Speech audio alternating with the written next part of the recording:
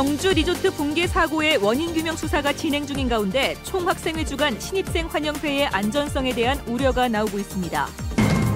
정부의 신공항 수요조사 용역뿐만 아니라 8월부터 시작될 타당성 조사에 대비해서도 치밀한 전략 수립이 필요할 것으로 보입니다. 소나무 재선충병 피해가 확산되면서 대구와 백두대간까지 위협하고 있습니다. 폭설 탓에 방제도 많은 차질을 빚고 있습니다. 대구의 한 LPG 충전소에서 급발진으로 보이는 사고가 일어났습니다. 블랙박스에 담긴 생생한 사고 장면 전해드립니다. 네, 여러분 안녕하십니까? 대구 경북 소식 전해드립니다. 100여 명의 사상자를 낸 경주 리조트 붕괴 사고. 이번에도 허술한 안전관리가 빚은 인재라는 지적이 나오고 있습니다. 현장 감식에 나선 경찰은 안전관리 부분을 집중 수사하고 있습니다. 장미쁨 기자입니다. 이번 사고의 가장 큰 원인으로 지목되는 것은 마우나 리조트의 안전 불감증입니다. 불과 일주일 전 폭설로 울산과 경주에서 공장과 학교 강당이 무너지는 사고가 났지만 리조트는 이번 폭설 이후 단 한 차례도 체육관 지붕의 눈을 치우지 않은 것으로 드러났습니다. 어려운 지역은 저희들이 본인들도 그게 위험해서 아마 장비가 없으면 제설 작업을 하기 힘든 부분이 있을 건데요, 분명히. 눈의 무게뿐 아니라 체육관의 구조적인 문제 등 사고 원인과 관련해 다양한 의혹이 제기되고 있습니다. 폭설에 따른 사고 위험성을 학생들에게 제대로 알리지 않았다는 비판도 나오고 있습니다. 평소에 폭설 등 기상 이변이 있으면 일반 예약객들에겐 리조트 이용이 불가능하다고 통보했으면서 이번에 사고가 난 대학 측에는 사전에 알리지 않았다는 겁니다. 17일 날은 전혀 눈도 오지 않았습니다. 17일 날 오전까지는 아침에는. 그리고 전혀 도로상에 문제가 없었고요. 수백 명이 모이는 행사장에 안전요원이 한 명도 배치되지 않았고 폐쇄회로 TV도 설치되지 않았습니다. 사고가 난 체육관은 2009년 준공 이후 안전점검을 한 번도 받지 않은 것으로 확인돼 관리가 소홀한 것으로 드러났습니다. 사고 현장을 감식 중인 경찰도 이 같은 허술한 안전관리에 대해 집중 조사를 벌이고 있습니다. 이 건물 건립상에 하자가 없는지, 그래서 건축업상 문제가 없는지 이런 부분에 대해서 감식이 들어갑니다. 학생 수백 명이 모이는 학교 행사장이라는 사실이 무색할 만큼 안일했던 안전의식이 문제로 지적되고 있습니다. MBC 뉴스 장미쁨입니다. 이번 사고의 가장 직접적인 원인은 지붕에 쌓인 엄청난 무게의 폭설입니다. 기후 변화로 눈이 잦은 만큼 건축 기준을 강화해야 한다는 지적입니다. 이규설 기자입니다. 순식간에 무너져버린 경주 마우나 리조트 체육관 건물입니다. 벽체를 지탱하고 있던 7개의 대형 H빔. MBC가 입수한 사고 전 체육관 내부 사진에 나타난 지붕 받침용 H빔도 눈무게를 이기지 못했습니다. 관련 서류상 문제가 없었기 때문에 사용 검사가 필정이 교부가 된 그런 상황입니다. 경찰은 부실 시공을 이번 사고의 원인으로 보고 수사하고 있지만 전문가들은 현실과 동떨어진 건축 기준 강화가 더 시급하다고 말합니다. 적설 하중 기준이 문제인데 서울과 경주 등 전국 대부분 지역은 1제곱미터당 50kg의 눈을 견디면 되고 인천 80kg, 강릉 300kg, 울릉도와 대관령은 700kg입니다. 제곱미터당 50kg인 설계 기준은 30에서 40cm의 눈을 버틸 수 있는 수준인데 눈 상황은 급변하고 있습니다. 이번에 사고로 붕괴된 체육관 지붕에도 50cm가 넘는 눈이 쌓여 있었고 올 들어 1m 가까운 폭설이 내린 곳도 많았습니다. 지금 기존에 있는 적설 하중이 지금 현재 기후 변화에 따른 어떤 상황 변화에 대해서 좀 더 강화될 필요가 있지 않을까 그렇게 생각이 됩니다. 구조물에 대한 적설 기준을 늘리는 근본 처방을 하지 않을 경우 이 같은 참사가 되풀이될 수 있습니다. MBC 뉴스 이규설입니다. 요즘 대학마다 신입생 환영회가 한창입니다. 경주 사고도 이 행사를 하다가 발생했는데요. 이번 사고처럼 총학생회가 자체 주관하는 오리엔테이션이 안전사고 위험에 노출돼 있습니다. 김은혜 기자가 보도합니다. 신입생 오리엔테이션 OT는 학교가 직접 주관하기도 하고 총학생회가 주관하기도 합니다. 이번에 경주의 리조트 붕괴 사고로 100여 명의 사상자가 난 부산 외대는 총학생회가 자체 주관한 것으로 알려졌습니다. 총학이 주관하는 OT는 상대적으로 안전사고의 위험이 더 높다는 걸 알고 있고 실제 각종 사고가 발생하고 있지만 대학들은 어쩔 수 없다는 입장입니다. 그 학생들하고의 총학과의 교류 강화, 그다음에 이제 또 총학생회의 존재감을 갖기 위해서 늘 이렇게 전통처럼 시행해 오는 것으로 보입니다. 총학생회가 자치기구이고 그 선거를 통해서 뽑히는 기구이기 때문에 사실상 우리가 이제 이거를 강압적으로 하기는 좀 힘들고요. 끊임없는 지도를 하게 되죠.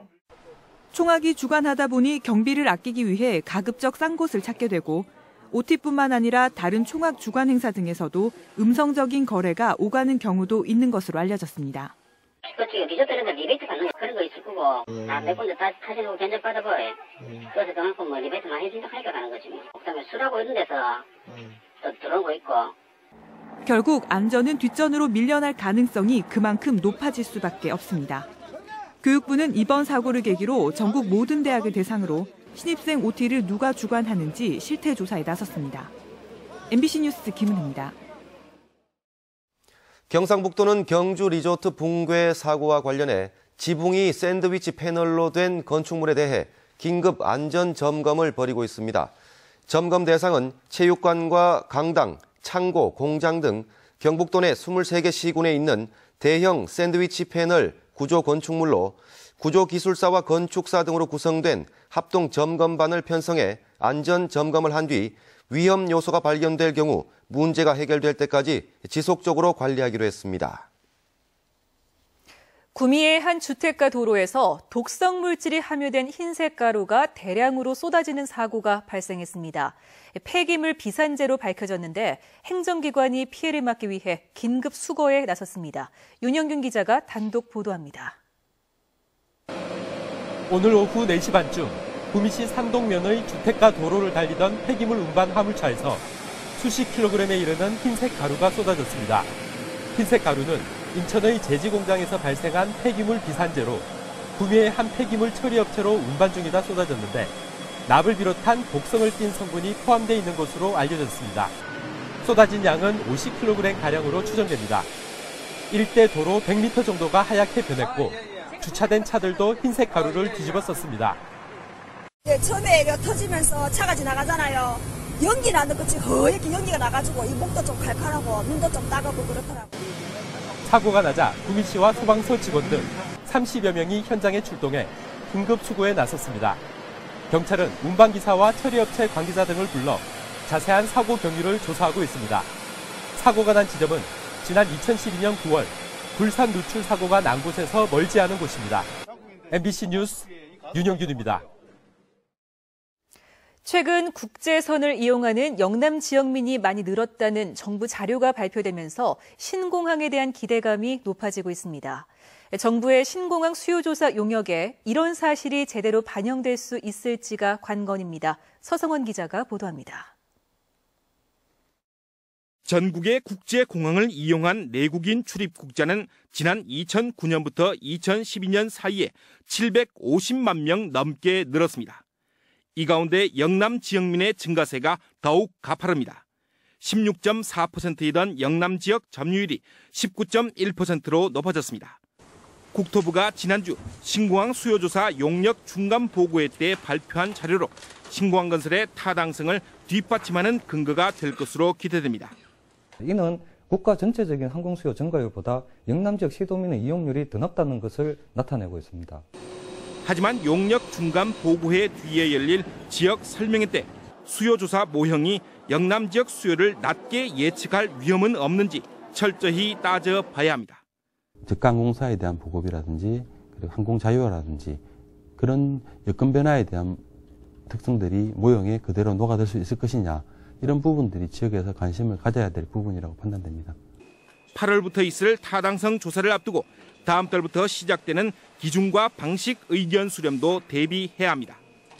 접근성 같은 공항 서비스는 물론 경제성에서도 우위를 차지할 논리 개발에 속도를 붙여야 합니다. 정부의 신공항 수요조사 용역이 중반전에 접어들면서 대구시와 경상북도의 움직임도 더욱 빨라지고 분주해지고 있습니다. MBC 뉴스 서성훈입니다. 어제 대구의 한 LPG 충전소에서 급발진으로 추정되는 사고가 일어났습니다. 사고 장면이 차량 블랙박스에 고스란히 찍혔습니다. 양관희 기자가 취재했습니다. 자동 세차기를 빠져나온 택시가 물길을 닦기 위해 진공 청소기가 설치된 곳에 천천히 다가갑니다. 그런데 서행하던 택시가 갑자기 앞으로 튀어나갑니다. 당황한 운전자의 목소리와 엔진이 빠르게 공회전하는 소리가 블랙박스에 생생하게 담겼습니다. 갑자기 속도를 낸 택시는 이곳 콘크리트 벽과 주차된 탱크로리 차량을 들이받은 후에야 멈춰 섰습니다. 사고 차량은 출고된 지 1년밖에 되지 않아 새 차나 다름없습니다. 화물차 17년 무사고 경력을 인정받고 개인 택시를 20년 동안 운전해온 택시기사 임모 씨는 스키드마크, 즉 브레이크를 밟아서 생긴 자동차 바퀴 자국이 급발진 사고의 증거라고 주장합니다. 브레이크를 밟았지. 엑셀레터는 서는 과정이니까 엑셀레터는 안 밟았지. 작동을 안 시켰지. 그런데 각지에 그래 해가지고 이걸 어떻게 감당을 못 하겠어요, 운전수가. 교통안전공단에 접수된 급발진 의심 신고는 2011년 34건에서 2012년 136건, 지난해에는 139건으로 해마다 늘고 있습니다. 국토교통부는 지난해 공개 재현 실험을 실시해 급발진 사고는 일어날 수 없다고 밝혔지만 끊임없이 이어지고 있는 사고를 목격하거나 경험한 운전자들은 불안할 수밖에 없습니다. MBC 뉴스 양관입니다. 경북 지역에 내린 폭설로 인한 피해 조사가 진행되면서 피해액이 40억 원을 넘어섰습니다. 지금까지 집계된 피해액은 포항이 18억 3천여만 원으로 가장 많고 경주 10억 2천여만 원 등 8개 시군에서 41억 2천여만 원에 이릅니다. 비닐하우스 267동과 축사 59동 등 농업시설 515동, 건물 4동이 피해를 본 것으로 집계되고 있습니다. 소나무 제선충병이 확산되면서 대구와 백두대간까지 위협하고 있습니다. 동해안 지역도 예외는 아닌데 폭설 때문에 방제에 차질을 빚고 있습니다. 박재영 기자가 취재했습니다. 지난해 가뭄과 이상고온으로 매개충인 솔수염 하늘소 개체수가 증가하면서 소나무 제선충병 피해 면적이 급증했습니다. 경북 지역 피해 90% 이상이 집중된 포항과 경주를 비롯해 안동과 구미, 청도 등 12개 시군 308헥타르에서 3만 그루의 소나무가 고사했습니다. 청정 지역으로 지정됐던 경상과 상주, 영천에서도 최근 제선충병이 재발했습니다. 경상북도는 올해 4월 말까지 고사목을 모두 제거하기로 하고 시군 공동으로 압축 방제를 하는 등 총력전을 펼치고 있습니다. 특히 포항은 울진의 건강송 군락지와 그리고 강원도 가는 길목이라서 제선충 방제에 보루라고 생각하고 민강군이 총력 대응토록 하겠습니다. 하지만 지난주 계속된 폭설 탓에 열흘 이상 방제에 차질을 빚어 제선충병 확산 우려가 나오고 있습니다. 대구시도 피해가 심한 창녕과 칠곡, 청도 등 발생 지역과 가까워 추가 감염이 우려됩니다.